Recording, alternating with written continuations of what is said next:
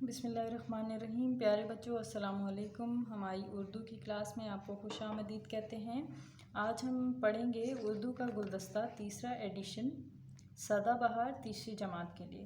بچوں ہم اس کتاب کو کچھ لیسنز تک پڑھ چکے ہیں اور کچھ ہوم ورک بھی کر چکے ہیں۔ آج ہم اسٹارٹ کریں گے صفحہ نمبر 22 پر۔ صفحہ نمبر 22 پر آپ اپنی کتاب کھول لیجئے۔ پہیلیاں،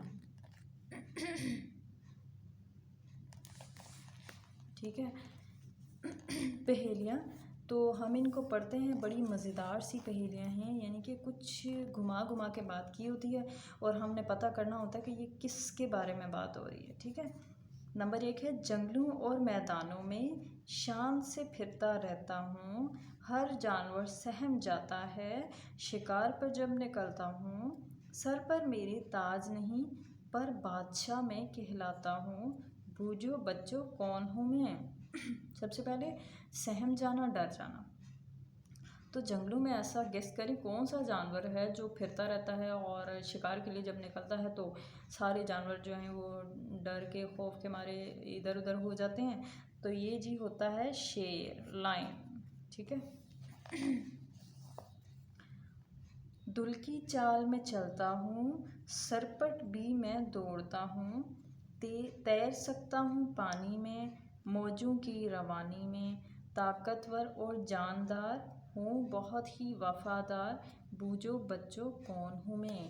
اچھا جی، دل کی چال میں یعنی کہ مٹک مٹک کے چلنا، اور سرپٹ یعنی کہ بہت تیز بھاگنا، اور یہ جی کون ہے؟ یہ ہے گھوڑا۔ گھوڑا جو ہے وہ بہت آہستہ آہستہ بھی چلتا ہے مٹک مٹک کے، اور پھر بہت تیز سرپٹ بھی بھاگتا ہے، اور طاقتور بھی ہے، جاندار بھی ہے۔ گھوڑے کے بارے میں کہا جاتا ہے کہ بہت وفادار جانور ہے اور تیر بھی سکتا ہے یہ، ٹھیک ہے۔ نیکسٹ ہے، اپنی بھی بولی بولوں، سیکھوں میں تمہاری بھی، کئی رنگوں کا ہوتا ہوں، وفا کبھی نہیں کرتا ہوں، جتنا بھی تم پیار کرو، جٹ آنکھیں پھیر لیتا ہوں، جٹ سے آنکھیں پھیر لیتا ہوں، بوجھو بچوں کون ہوں میں۔ تو یہ ہے جی جناب طوطا۔ طوطا جو ہے وہ پرندہ ہوتا ہے اور یہ ڈیفرنٹ کلرز میں بھی ہوتا ہے، لائک کچھ کسی کی گردن ریڈ سی ہوتی ہے اور باقی گرینش کلر میں ہوتا ہے، جو ڈیفرنٹ کلرز بھی ہوتے ہیں۔ تو یہ پرندہ ہے، یعنی کہ وہ آپ کی بولی بھی سیکھتا ہے اور آپ کی بات بھی سنتا ہے، لیکن کیا ہے کہ وہ کبھی بھی آپ کو چھوڑ کے جا سکتا ہے، آپ جب بھی پنجرہ کھولیں گے وہ اڑ جائے گا۔ اچھا جی، نیکسٹ کون ہے؟ کالا ہوں میں کالا ہوں لیکن بہت دل والا ہوں، کھانے کی کوئی چیز ملے تو جھٹ سے دوستوں کو بلاتا ہوں، مل بانٹ کر میں کھاتا ہوں، ہر جگہ میں پایا جاتا ہوں، بوجھو بوجھو کون ہوں میں، بوجھو بوجھو کون ہوں میں۔ تو کالا کون ہوتا ہے؟ اور آپ نے دیکھا ہوگا نا کہ کہیں پہ کوئی گوشت وغیرہ آپ پھینکتے ہیں تو سب سے زیادہ جو ہے وہاں پہ کیا چیز آتی ہے، کون سا پرندہ آتا ہے؟ تو وہ کوا ہوتا ہے، تو وہ سارے اپنے دوستوں کو بلا لیتا ہے اور مل کے کھاتے ہیں، تو یہ رہا ہوا کوا۔ نیکسٹ پیج پہ چلتے ہیں۔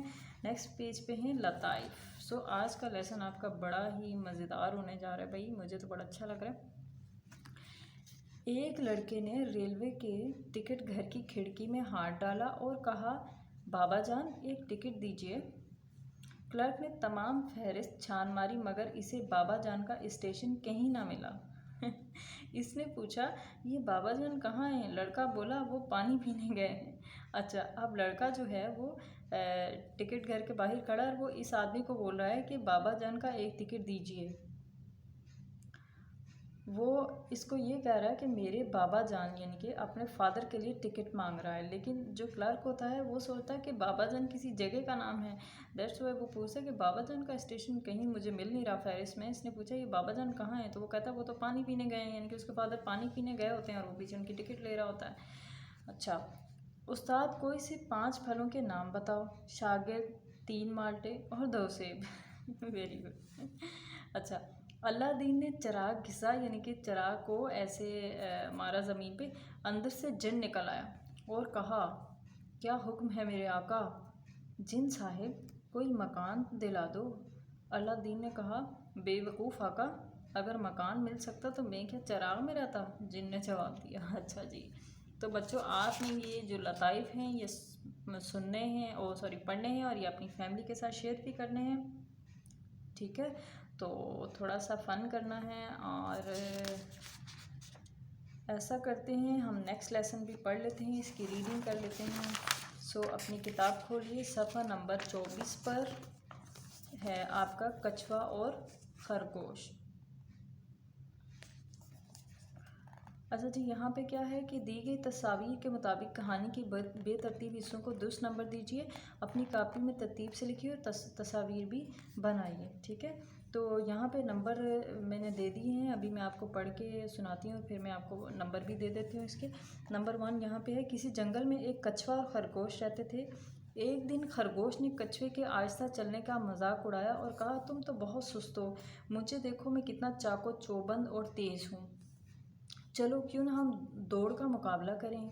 کچھوا آہستہ چلتا تھا مگر بہت محنتی تھا، وہ مقابلے کے لیے مان گیا تھا۔ ہم نے پیچھے کچھوے کے بارے میں پڑھا تھا نا کہ وہ بہت سلو چلتا ہے لیکن وہ بہت زیادہ محنتی ہوتا ہے۔ تو یہاں پہ کیا خرگوش اور کچھوے کا کمپٹیشن ہونے جا رہا ہے، یعنی کہ ریس ہونے جا رہی ہے۔ تو یہ نمبر 1 تھا، ٹھیک ہے؟ اس کا نمبر 2 ہے یہاں پر، دوڑ شروع ہوئی اور خرگوش 2 چھلانگوں میں آگے نکل گیا۔ اس نے سوچا میں تو آسانی سے یہ دوڑ جیت لوں گا، چلو کچھ دیر آرام کر لوں۔ خرگوش چونکہ چھلانگیں مار مار کے چلتا ہے اس لیے وہ تیزی سے آگے پہنچ گیا اور اس سے خیال ہے کہ میں تو کچھوا تو پتہ نہیں شام تک یہاں پہنچے گا، اس لیے میں تھوڑا آرام کر لیتا ہوں۔ یہ سوچ کر نمبر 3 آپ کا یہ ہے، ٹھیک ہے؟ اس کو 3 لکھنا آپ نے۔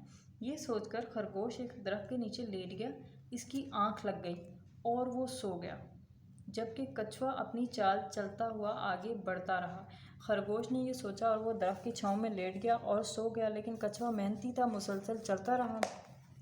آپ کا نمبر 4 یہ ہے، خرگوش سو کر اٹھا اور دوبارہ دوڑنے لگا، لیکن یہ کیا، کچھوا تو دوڑ جیت چکا تھا۔ خرگوش کو اپنی بے وقوفی پر بہت افسوس ہوا۔